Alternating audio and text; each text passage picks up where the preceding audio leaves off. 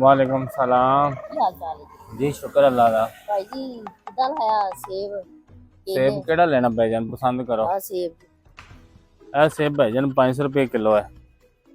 या जी ये भाईजान 400 रुपये किलो है। 400 रुपये। खजूरा किदा जी? खजूरा 600 रुपये किलो। केले केले 400 दर्जन है केला। यार तू महंगे नहीं दे रहा। मैं कल ये पहला रोजा वा कल मैं पिछो लेके गया यार, बहुत घट रेट मिले मनु। तू रेट बड़ा ला रहे यार। भाई कल लै गया होगा, लेकिन अज साडे सीजन का पहला दिन, अज रमजान का पहला रोजा।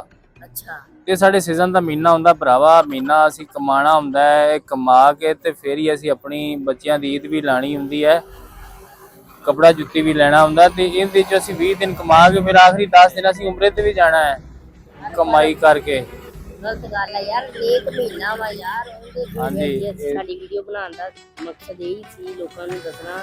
ਤਾਂ ਦੇਖੋ ਯਾਰ ਅੱਜ ਪਹਿਲਾ ਰੋਜ਼ਾ ਵਾ ਤੇ ਰੇਟ ਕਿੰਨਾ ਚੁੱਕਿਆ ਹੈ ਵਾ ਯਾਰ। ਕੋਈ ਨੇਕ ਮਹੀਨੇ ਚੰਦ ਦਿਨਾਂ ਦੀ ਜ਼ਿੰਦਗੀ, ਚੰਦ ਦਿਨਾਂ ਦੀ ਜ਼ਿੰਦਗੀ, ਚੰਦ ਦਿਨਾਂ ਦੇ ਖੁਆਇਸ਼ਾਤ, ਇਹਨਾਂ ਦੇ ਪਿੱਛੇ ਤੁਸੀਂ ਆਪਣੇ ਨਾ ਈਮਾਨ ਖਰਾਬ ਕਰਦੇ ਹੋ, ਗਲਤ ਬਾਤ ਹੈ।